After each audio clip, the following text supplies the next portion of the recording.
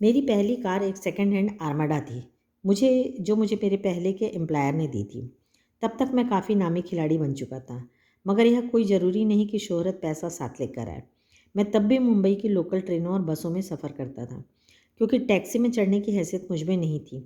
मुझे याद है एक बार किसी फोटोग्राफर ने एक भीड़ से भरे रेलवे स्टेशन पर मेरी तस्वीर खींचकर अगली सुबह अखबार में यह खबर छाप दी कि हॉकी का सितारा पिल्ले अभी भी मुंबई की लोकल ट्रेनों में सफ़र करता है। उस दिन मैंने महसूस किया कि मैं एक मशहूर चेहरा बन चुका हूँ और मुझे लोकल ट्रेनों में सफ़र करने से बचना चाहिए। लेकिन मैं कर ही क्या सकता था। मैं जो भी थोड़ा बहुत कमाता था उससे अपना परिवार चलाना पड़ता था। धीरे धीरे पैसे जमा करके बहन की शादी की और अपनी माँ के लिए हर महीने पुणे पैसे भेजना शुरू किया।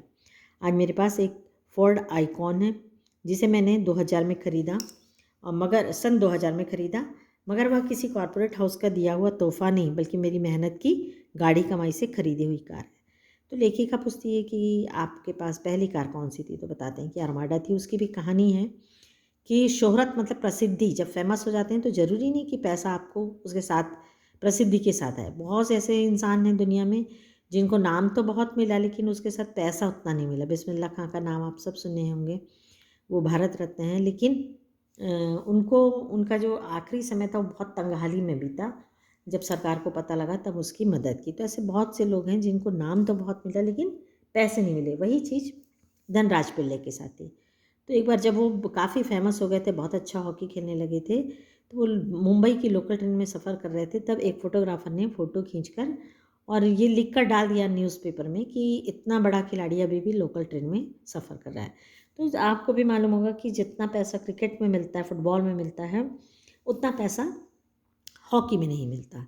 क्योंकि आप कभी कल्पना कर सकते हो कि कोई भी बहुत औसत दर्जे का क्रिकेट प्लेयर भी सेलिब्रिटी होता है। अपन कल्पना भी नहीं कर सकते कि कभी वो ट्रेन में सफ़र करे।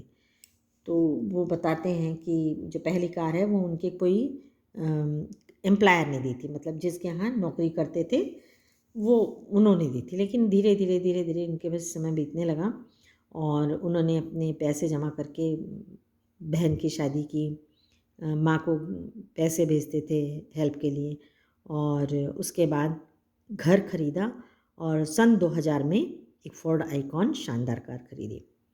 विनीता, सफलता का आपके लिए क्या महत्व है? हॉकी को आपने इतना कुछ दिया, इसके बदले आपको क्या मिला?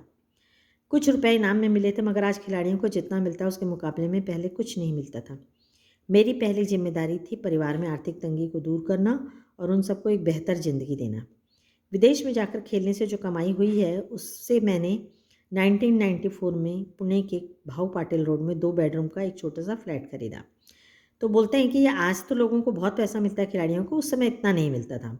और मेरी सबसे बड़ी रिस्पॉन्सिबिलिटी थी मैं घर की गरीबी को दूर करूं, इसलिए मैंने पुणे में सबसे पहले 1994 में छोटा सा 2 बेडरूम का एक फ्लैट खरीदा। घर छोटा ज़रूर है पर हम सबके लिए काफ़ी है। 1999 में महाराष्ट्र सरकार ने मुझे पवई में एक फ्लैट दिया। वह ऐसा घर है जिसे खरीदने की मेरी खुद की हैसियत कभी नहीं हो पाती। तो हॉकी ने ही उन्हें घर दिलाया। उनके खेल से प्रभावित होकर महाराष्ट्र सरकार ने उनको शानदार फ्लैट दिया। विनीता, सेलिब्रिटी के साथ एक ही मंच पर बैठना कैसा लगता है? धनराज, बहुत अच्छा। जब हम राष्ट्रपति से मिले थे तब यह महसूस हुआ कि हम कितने खास हैं। हॉकी है जिसके चलते हमें हर जगह प्रतिष्ठा मिलती है।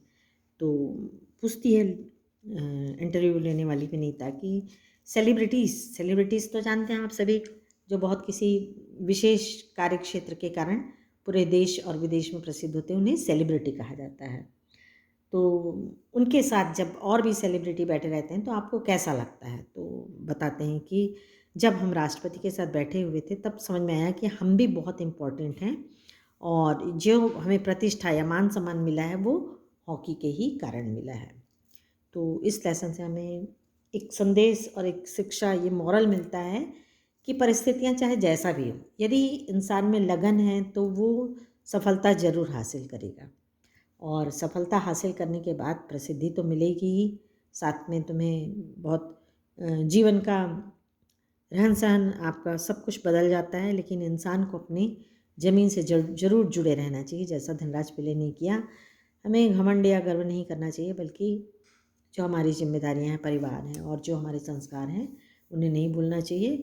और आपके में जो ख़ासियत है, आपको ऐसा लगता है कि आप जिस क्षेत्र में बढ़ सकते हैं, उसी में लगन से बहुत डिवोटेड होके काम करना चाहिए। Thank you.